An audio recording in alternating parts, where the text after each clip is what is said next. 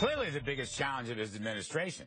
But during President Obama's rambling, more than 1 hour long, small ball State of the Union speech last night, he spent just 4 minutes talking about the Obamacare disaster. 4 minutes.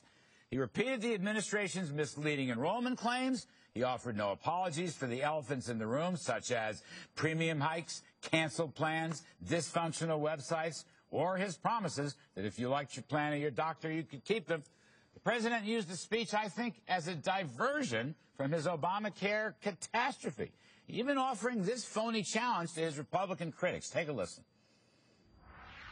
If you have specific plans to cut costs, cover more people, increase choice, tell America what you do differently. Let's see if the numbers add up. All right, apparently the president missed that memo because Republicans, such as my next guest, North Carolina Republican Senator Richard Burr, are, in fact, coming forward with a real market-based health care solution. Very interesting. All right, Senator Burr, as always, thank you, sir. Just before we get into your plan, do you think that a lot of the stuff last night, I mean, incredibly small ball stuff, you ask me, was that a diversion from talking about Obamacare? He just didn't seem to want to address it.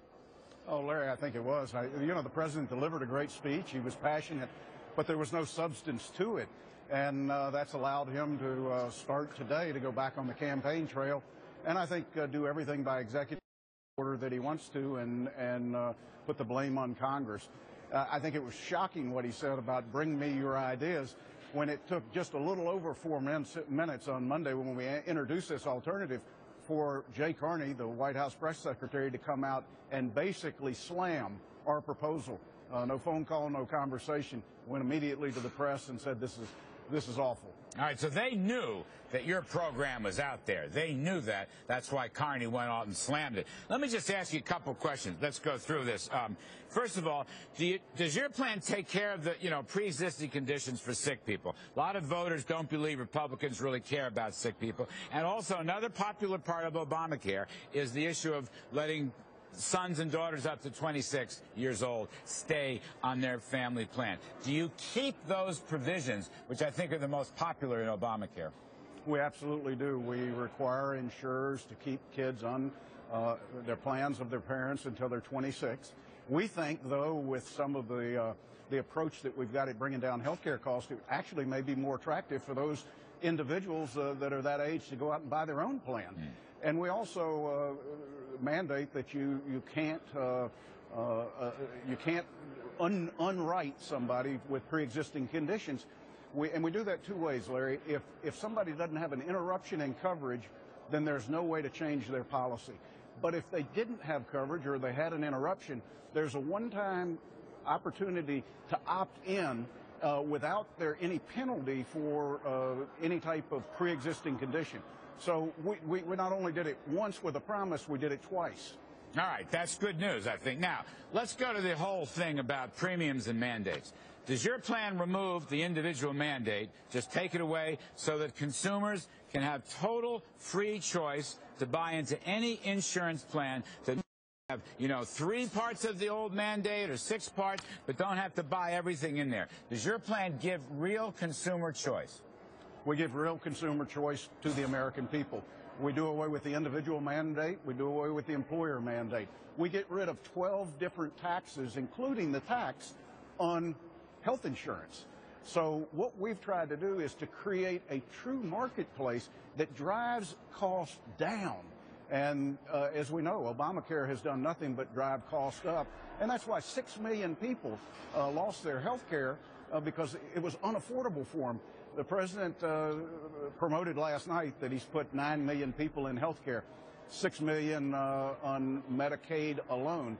Well, we attack Medicaid by giving Medicaid beneficiaries the same tax credit option where they can choose to go into private insurance and actually have access to 100% of the doctors versus the 40% that today serve Medicaid. Can I just follow up on that, Senator Burr, because I was going to ask you about a tax reform question. Why can't individuals and families and so forth, consumers, why can't they buy insurance with pre-tax dollars the way businesses do? Businesses get a deduction, they don't get a deduction. Now, is your tax credit all-encompassing? Does that mean everybody gets a tax credit who buys insurance? How do you deal with the tax aspect of this?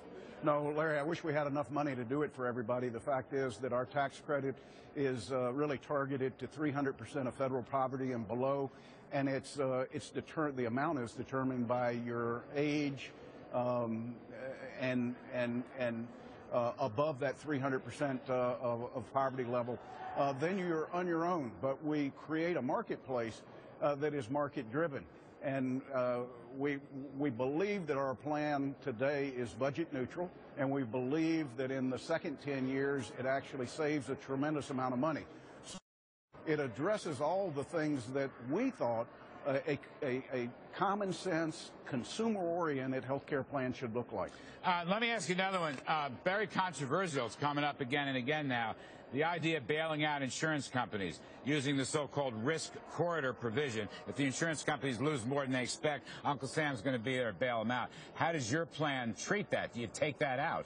Yeah, we take it out totally, and I think insurers will embrace what we've done, because they can actuarially evaluate what the premium should be and what their cost is going to be. Larry, we're after a healthy America. We're after people who can see 100% of the doctors. We're after hopefully insurers that understand, let's keep people well, let's keep them out of the hospital, and by doing that, we drive down health care costs for everybody and not just a select few. All right, Senator Richard Burr of North Carolina, thank you, sir. Good luck on the new plan. Great to be with you, Larry. All right, now, CNBC.